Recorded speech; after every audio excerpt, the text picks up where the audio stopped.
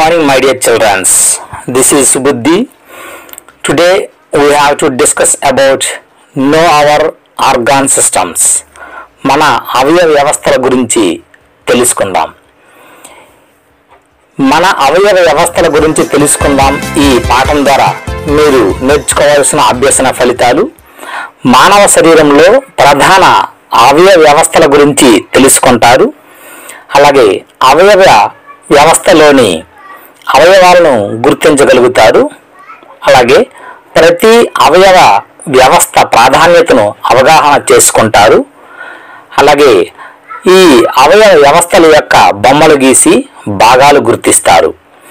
Understand the major organ systems of human body. Identify the parts of the body associated with each organ system. Understand the importance of each organ system. Draw and label diagrams of organ system. These are the learning outcomes of this lesson. So మనకు అవయవ వ్యవస్థల గురించి చూద్దాం. మన శరీరం ఒక యంత్రం వలె పనిచేస్తుంది. అంటే మన శరీరాన్ని యంత్రంతో మనం కంపేర్ చేసినట్లయితే, పోల్చినట్లయితే యంత్రంలోని ఏ విధంగా అయితే వివిధ భాగాలు ఉంటాయో మన శరీరంలో కూడా అలాగే రకరకాలైన అవయవాలు ఉంటాయి. అంటే శరీరంలో మనకు చేతులు, కాళ్ళు, కళ్ళు ఇటువంటివన్నీ కూడా బయటకు కనిపించే అవయవాలు. అలాగే ఇంటీరియర్ పార్ట్స్ అంటే లోపల శరీరం లోపల మెదడు, గుండె, ఊపిరితిత్తులు, కాలేయము, మూత్రపిండాలు ఇటువంటి మొదలైన అవయవాలు ఉంటాయి. వీటన్నిటినీ కూడా అంతర్గత అవయవాలని అంటాం. అంతర్గత అవయవాలు దాన్ని ఇంగ్లీష్లో ఇంటర్నల్ ఆర్గాన్స్ అంటాం. ఏంటో ఇంటర్నల్ ఆర్గాన్స్ మరొకసారి brain, heart, lungs, liver, kidneys etcetera. These are the internal organs. మరి ఎక్స్టర్నల్ ఆర్గాన్స్ అంటే ఏంటి? హ్యాండ్స్, లెగ్స్, ఐస్ అంటే బయట కనిపించేవి. ఇవన్నీ కూడా ఎక్స్టర్నల్ ఆర్గాన్స్. సో మనకు ఈ ఆర్గాన్స్ రెండు రకాలుగా మనకు తెలిసింది. ఏంటిది? ఒకటి ఎక్స్టర్నల్ ఆర్గాన్స్, రెండవది ఇంటర్నల్ ఆర్గాన్స్. అవయవాలు అనేవి రెండు రకాలు. ఒకటి అంతర్గత అవయవాలు, అది ఇంకొకటి బహిర్గత అవయవాలు. బయటికి కనిపించేవన్నీ కూడా బహిర్గత అవయవాలు అంటాము. మన శరీరంలో దాగి ఉండే అవయవాలన్నీ కూడా అంతర్గత అవయవాల కింద మనం చెప్పచ్చు. సో ఇటువంటి అంతర్గత అవయవాల గురించి మనం ఈరోజు తెలుసుకుందాం. ఇంతకు ముందు మనకు లోయర్ క్లాసెస్లో మీరు బహిర్గత అవయవాల గురించి అంటే కాళ్ళు గురించి, చేతుల గురించి, అలాగే కళ్ళు గురించి తెలుసుకున్నారు, చెవుల గురించి తెలుసుకున్నారు. కాబట్టి ఈసారి మనం ఇప్పుడు అంతర్గత అవయవాల గురించి తెలుసుకుందాం. అంటే ఇంటర్నల్ ఆర్గాన్స్ గురించి మనం తెలుసుకుందాం. అసలు ఈ ఇంటర్నల్ ఆర్గాన్స్లో మనకు ప్రధానంగా అస్థిపంజర వ్యవస్థ అనేది ఉంది. ఎందుకు ఈ అస్థిపంజర వ్యవస్థ గురించి ముందుగా మనం తెలుసుకుంటున్నాము అంటే మన శరీరం లోపల ఉన్నటువంటి భాగాలన్నీ కూడా, ప్రతి అవయవాన్ని కూడా ఈ అస్థిపంజర వ్యవస్థ అనేది కాపాడుతూ వస్తుంది. కాబట్టి దీన్ని ముందుగా మనం తెలుసుకుందాం. అయితే దీన్ని ఇంగ్లీష్లో స్కెలిటన్ సిస్టమ్ అని అంటాం. ఏంటి స్కెలిటన్ సిస్టమ్ అనేది చూద్దాం. ముందుగా ఇప్పుడు అస్థిపంజర వ్యవస్థలో ప్రధానంగా ఏమి ఉంటాయి అంటే ఎముకలు ఉంటాయి. మీరు గమనించారా? మీ చేతివేలుతో కానీ, అలాగే చేతివేలులో కానీ, అలాగే మీ ఛాతి పైన ఒక్కసారి మీ చేయి పెట్టినట్లయితే గట్టిగా తగులుతూ ఉంటాయి. అలాగే కాళ్ళు కూడా మనం చూసినట్లయితే గట్టిగా ఉంటుంది. ఏంటి? సో మనకు కొన్ని అవయవాలన్నీ కూడా గట్టిగా కనిపిస్తూ ఉంటాయి. అంటే అవయవం లోపల మెత్తగాను, తర్వాత లోపల భాగం కొంత గట్టిగా కనిపిస్తుంది. ఈ గట్టిగా కనిపించేవన్నీ కూడా ఏమిటివి? ఎముకలు అంటాం. ఏమంటాము? ఎముకలు. అయితే ఇక్కడ మనకు దీన్ని ఇంగ్లీష్లో ఏమంటామంటే బోన్స్ అంటాం. అంటే hard structure are called bones. హార్డ్గా ఉండే మన శరీరం లోపల మెత్తగా కాకుండా హార్డ్గా ఉండవన్నీ కూడా బోన్స్ అని మనం చెప్పచ్చు. ఎముకలు. ఈ ఎముకలు అనేవి పెద్దవారిలో అయితే మొత్తం 206 ఎముకలు ఉంటాయి. ఇవి ఎలా ఉంటాయి అంట, ఒక చట్రంలాగా అమర్చబడి ఉంటాయి. ఎలా అమర్చబడి ఉంటాయి? చట్రంలో అమర్చబడి ఉంటాయి. ఈ ఎముకల చట్రాన్ని ఏమంటారు అంటే అస్థిపంజర వ్యవస్థ అని అంటాం. ఏమంటాము? అస్థిపంజర వ్యవస్థ. The bones form a framework, అంటే బోన్స్ అన్ని కూడా ఒక ఫ్రేమ్ వర్క్ లో ఉంటాయి. The bones form a framework called the skeleton or the skeleton system అని అంటాం. అస్థిపంజర వ్యవస్థ అని అంటాం. అయితే అలాగే ఎముకల పెరుగుదల శరీరము పొడవు ఎదగడంలో సహాయపడుతుంది. ఎముకలన్నీ కూడా మనం చిన్నప్పుడు చూస్తుంటాం. మనం చిన్నగా ఉంటాం.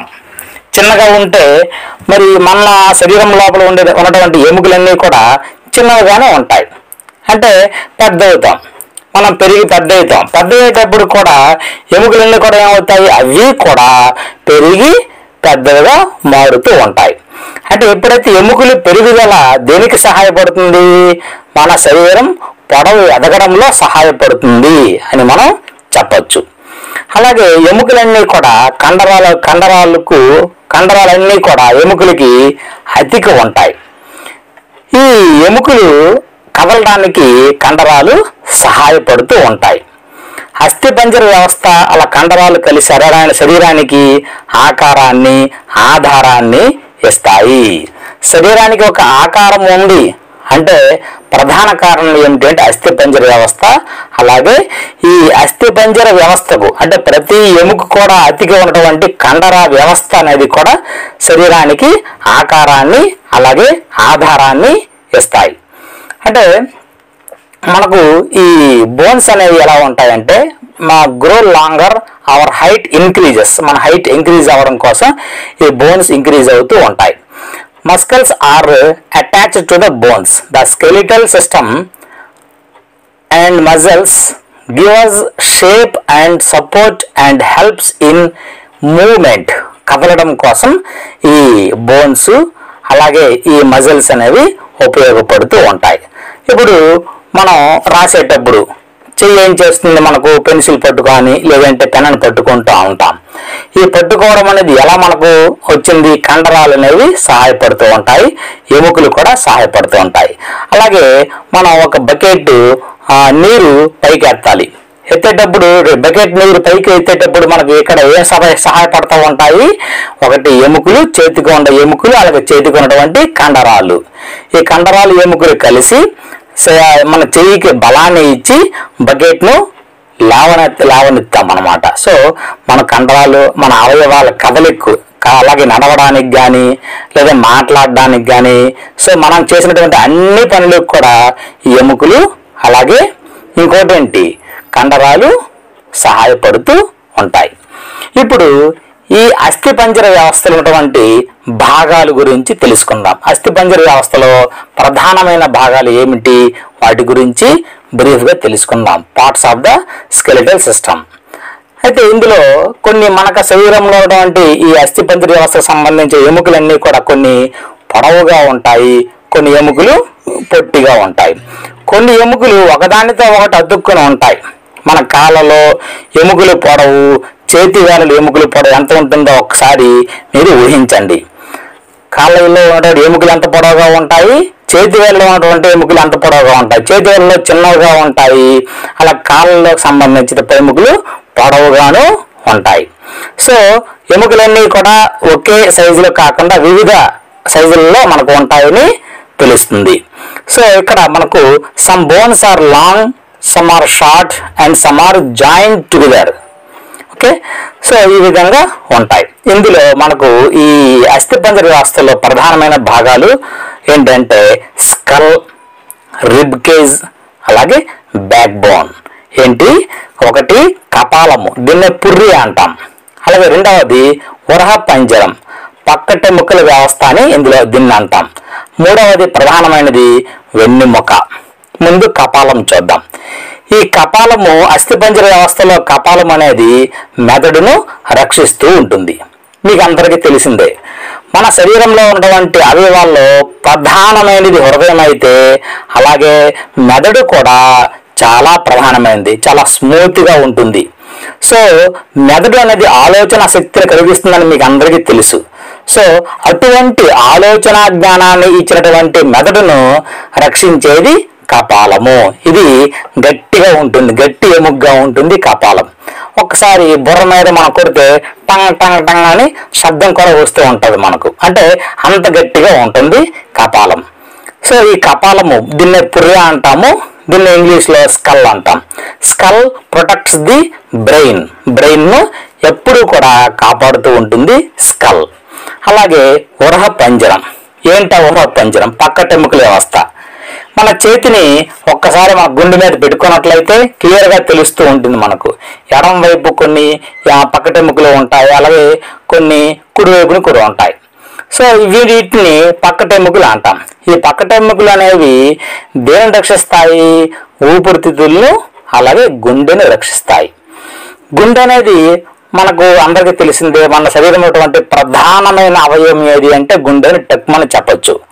మనకు ప్రాణం ఉంది అంటే అది గుండెకి సంబంధించిందే. గుండె ఎప్పుడైతే ఆగిపోతుందో అప్పుడు చనిపోయాము అని అంటారు. కాబట్టి అటువంటి సున్నితమైన గుండెను అలాగే ఊపిరితిత్తులను కూడా రక్షించేది, కాపాడేది ఈ పక్కటెముకలే. ఒక్కసారి ఊహించండి, పక్కటెముకలు ఏమైనా లేకపోతే గుండె ఏ విధంగా రక్షించబడుతుంది? చాలా ప్రమాదకర పరిస్థితుల్లో ఉంటుంది. కాబట్టి అటువంటి ఉరహ పంజరము, దీన్ని పక్కటెముకల వ్యవస్థ అంటాము, దీన్ని ఇంగ్లీష్లో రిబ్ కేజ్ అంటాము. Rib cage protect our lungs and heart. అలాగే ఇంకొక ప్రధానమైనది బ్యాక్ బోన్, దీన్నే తెలుగులో వెన్నెముక అంటాం. ఈ వెన్నెముక శరీరాన్ని నిటారుగా ఉండేటట్లు చేస్తుంది. మనం నిటారుగా నిల్చున్నాము అంటే, అలాగే తిన్నగా కూర్చున్నాము అంటే ప్రధానమైనది కారణం ఏమిటంటే వెన్నెముక. వెన్నెముక కానీ మనకు కానీ లేకపోని సమక్షంలో మనం ఎలా ఉంటాము అంటే వాడిపోయిన మొక్క ఏ విధంగా డల్గా పడిపోయి ఉంటుందో ఆ విధంగా మనం కిందకు పడిపోయి ఉండేవాళ్ళం. కానీ వెన్నెముక ఉండబట్టి, వెన్నెముక శరీరాన్ని నిటారుగా ఉండేట్లు చేస్తుంది కాబట్టి మనం తిన్నగా ఉంటున్నాం. Back bone helps the body to stand erect. Okay పిల్లలు, సో అటువంటి ప్రధానమైనది వెన్నెముక. అలాగే మనకు ఇంకా ఎముక అంటే గట్టిగా ఉన్నదానే కాకుండా కొన్ని మెత్తటి ఎముకలు కూడా ఉంటాయి. ఎక్కడది? మన చెవి చూడండి, చెవికి సంబంధించిన అందులో ఎముకలన్నీ అన్నీ కూడా మెత్తగా ఉంటాయి. అలాగే ముక్కు చివరి భాగంలో మృదులాస్థి అనే ఒక మెత్తని ఎముకతో నిర్మితమై ఉంటుంది. ఓకే పిల్లలు. అలాగే the external ear and the flexible part of the nose are made up of soft structure called cartilages. Okay పిల్లలు, ఇటువంటి మెత్తటి ఎముకలు అనేవి ఉంటాయి. సో మనం ఇంకా ఎముకలు మనం ఎక్స్రే తీస్తూ ఉంటారు చాలా మంది. సో ఇటువంటి ఎక్స్రేలను మీరు సేకరించి అందులో ఉన్నటువంటి ఎముకల యొక్క స్ట్రక్చర్ను మనం, అంటే ఎముకల నిర్మాణాన్ని మనం పరిశీలించవచ్చు. అలాగే ఇటువంటి ఎంతో మనకు ఉపయోగపడినటువంటి ఎముకలను ఆరోగ్యంగా ఉంచాలి అంటే మనం ఎల్లప్పుడూ కూడా పాలు, వెన్న, గుడ్లు వంటి ఆహారం తీసుకోవాలి. మనం చేసే పనులు కానీ, మనం ఆడే ఆటలు కానీ, అలాగే క్రమం తప్పకుండా వ్యాయామం చేస్తూ ఉండాలి, యోగాసనాలు వేస్తూ ఉండాలి, ఉదయం ఎండలో ఉండడం కూడా చేయాలి. అప్పుడే ఎముకలు దృఢంగా ఆరోగ్యంగా ఉండేలా చేస్తాయి. Okay, in order to keep our bones healthy we need to take food such as milk, cheese and eggs.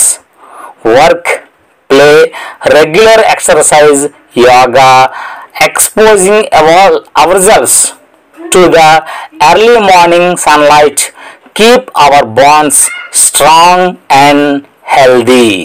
చూసారా పిల్లలు, మనం ఎప్పుడు కూడా ఎక్సర్సైజులు, తెల్లవారు లేచిన వెంటనే ఎక్సర్సైజులు చేస్తూ ఉండాలి, శరీరం వ్యాయామం చేస్తూ ఉండాలి. అలాగే ఉదయం ఎండలో కొద్దిసేపు ఉండడం కూడా చాలా మంచిది, ఎముకలు దృఢంగా ఉండేలా చేస్తాయి. సో మీ అందరూ కూడా సరైనటువంటి ఆహారం తీసుకొని సరైన వ్యాయామాలు యోగాసనాలు చేస్తూ శరీరాన్ని అలాగే ఎముకలను కూడా జాగ్రత్తగా దృఢంగా ఉండేలా చేయండి. ఇంకొక లెసన్తో మరో రోజు మనం కలుద్దాం.